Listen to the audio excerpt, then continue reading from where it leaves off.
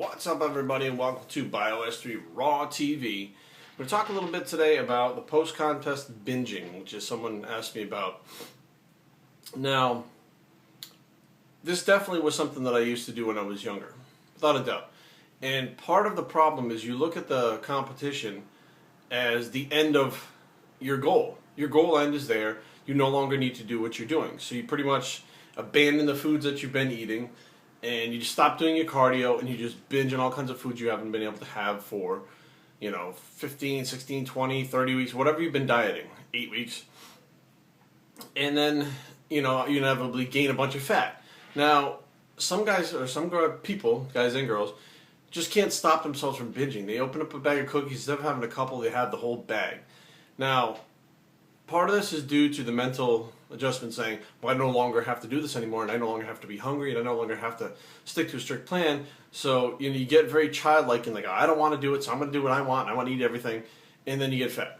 Another part of it is the fact that your body has been into a starvation mode for X amount of weeks because you've restricted calories and increased energy output. Now, as I've told you guys before, that's not how I do it anymore. I don't restrict the calories. I do increase my energy output because I don't do cardio in the off season, which I should because it's good for your heart, but I fucking hate doing it, so I just don't do it. When I kick it in the pre-contest, my body goes into a calorie deficit. Now, if you know anything about how the body works, you know that it becomes very efficient at using cardio, so it burns calories more efficiently at the same cardio pace you're going. So essentially, it levels off after a certain time and adapts.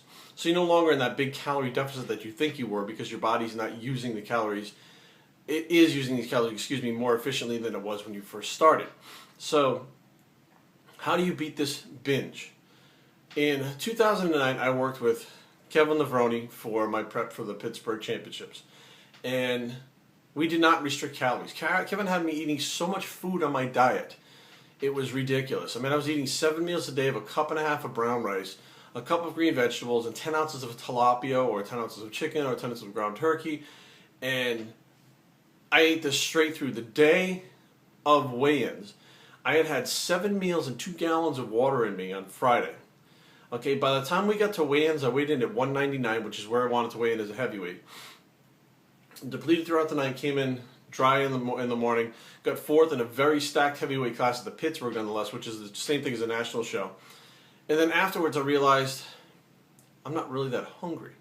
Even at the show, I wasn't really that hungry. Why? Because I hadn't starved myself. I had eaten so much food leading up to it. The guys were sitting backstage like, oh God, I can't eat that guy. I'm so hungry, I'm so depleted. I was just sitting there like, I feel okay. I mean, I feel tired, don't get me wrong. I'm tired from training, but I don't feel like I'm that hungry. And then the first thing that I wanted after the show, first thing, was a friggin' protein drink. Because I hadn't had a protein drink in, 5 weeks or something. We had cut them out. So I wanted a protein drink. Now, to me, protein drink is really not a bad thing to have after your friggin' competition. Where I see a lot of people dive into cookies and cakes and ice cream and all kinds of random shit. My first thing was protein powder. Interesting. Now, at that point, I was living on my own, and I wasn't really into getting fat at that point. Okay, I really wanted to stay lean. I was single, wanted to stay lean for the chicks, wanted to stay lean just for me in general. So this is before I met Carrie, by the way.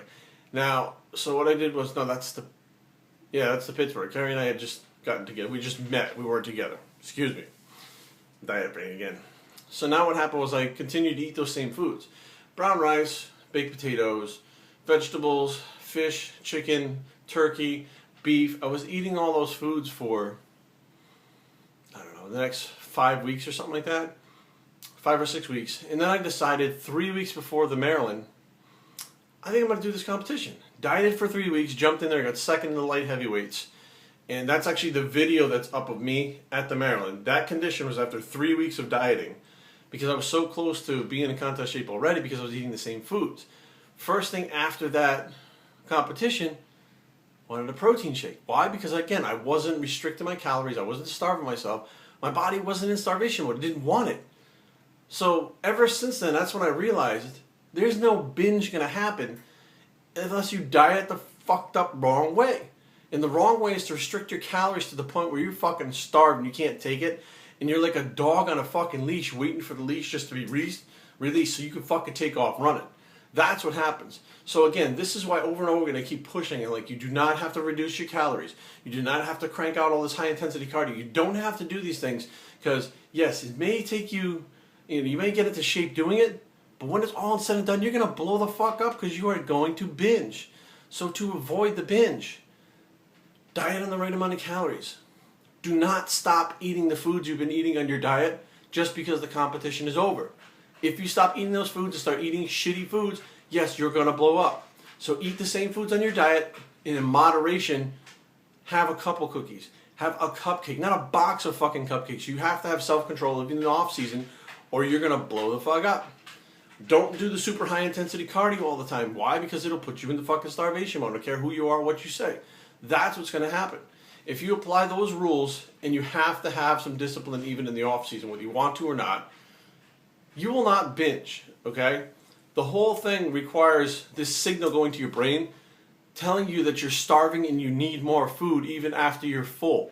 That's what the binging is. It's not a crazy phenomenon that you can't figure out how it works. It's a basic survival instinct that when you break it down to think about it like that, yeah, your body thinks it was starved for X amount of weeks. It's going to want those calories.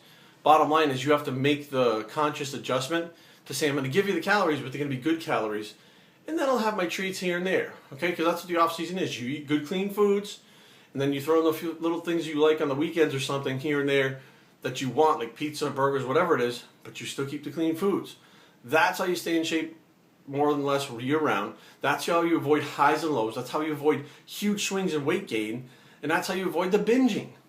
Now, what's going to happen after my competitions, because as of today, we're 6 days out from the Delaware. And let's see, 13 days out from the Sean. Right after we do the shows, I'm going to do what I call the anabolic post-contest rebound. I'm going to rebound after the contest and harness that rebound, which I've done a few times. You can't do it more than maybe 4 or 5 times in your whole entire career.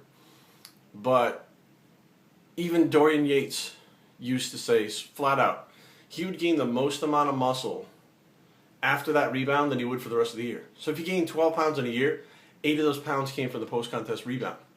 So harnessing it is really important. I did it last year, and lo and behold, this year, even though my weight is lighter, I'm bigger and harder, which makes no sense at all.